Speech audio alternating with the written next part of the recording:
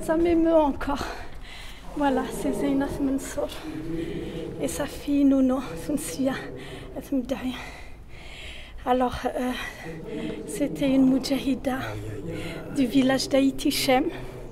Ce village, il a été cerné par les militaires vu qu'ils ont créé un camp militaire à l'école. D'ailleurs, l'école a été fermée. Moi, je n'ai pu être scolarisée qu'à l'âge de 10 ans en venant en ville. Et ils ont pris la moitié du village dans la maison de mon père. D'ailleurs, on avait tout perdu.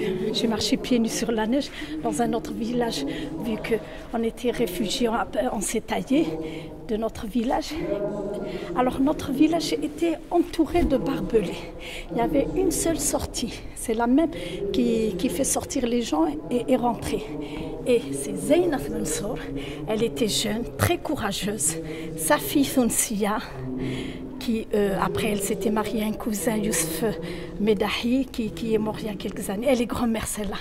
Je suis plus âgée qu'elle. Son mari, c'est un cousin, on a le même âge. Nous sommes nés la même année. Voilà. Sa maison était une maison de rafij, on dit rafij.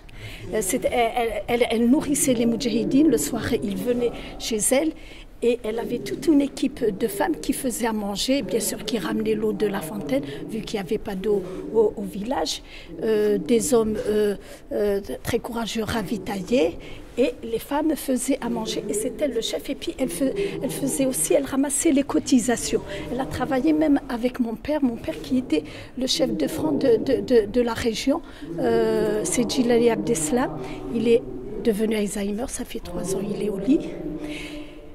Et l'Algérie indépendante, elle lui a offert le cercueil de son fils aîné, mon père, en 76 ans, Mgalade. Et on ne dit pas que des Algériens sont morts pour le Polisario. Voilà, oui, il était pharmacien, mon frère, il avait 28 ans. Mon père Moudjahed, condamné à mort, toutes les souffrances, la prison. Je vais vous dire une poésie que j'ai faite sur mon père. En même temps, c'est pour toi, Zeina. Oh là là, j'ai failli tomber. Tu es là, et puis tu es là, et puis cela, Dimjouhed, je ne sais pas si c'est Siljouzir, celui-là.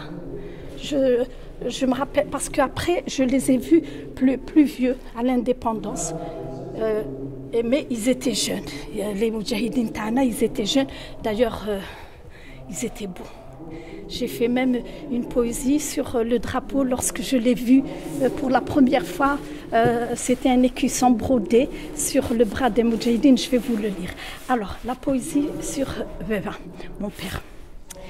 Veva ذركزن النيف ذا الحرمة وريخلف لاصليس بوتي الساسم الجدودي سيس على عنايا ذي العرشيس تشضات تفخاروفيس فيفا يسعى القنيعة يتشور ذنية غرس ثيغمات ثيف تريكاسيس كمرون سعيات من غرس ثمو سنيد الفهمة فيفا ذركزن السياسة يفارو ثيلو فاذا جبار العقلية فيفا ذركز تيروكسا نمجاهد ذي الكرة لا بينواغ لا جيجين ديال الحبس يتسعد ياستين كاس ثيثا طماس يسوى من تسسك صباديس فيفا يتسكي ديال البليغ تمورتيس يسخر ياكورا ويصدفرون بريديس يخلافيس د البركة فيفا يشقق وليس استقلال تنغيز دميس امنزو تسس اثار واحد عند الليل عند خليني ذمنيس بابا مقار يعيا نورا فوذميس خاسي هنا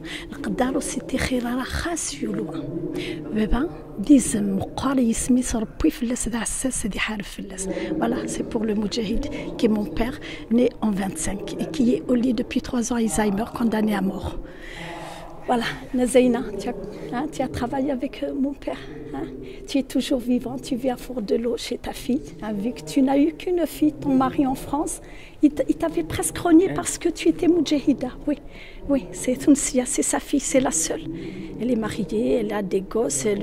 Je vous ai dit, elle vient de perdre son mari il y a quelques années. Et puis elle est grand-mère, voilà.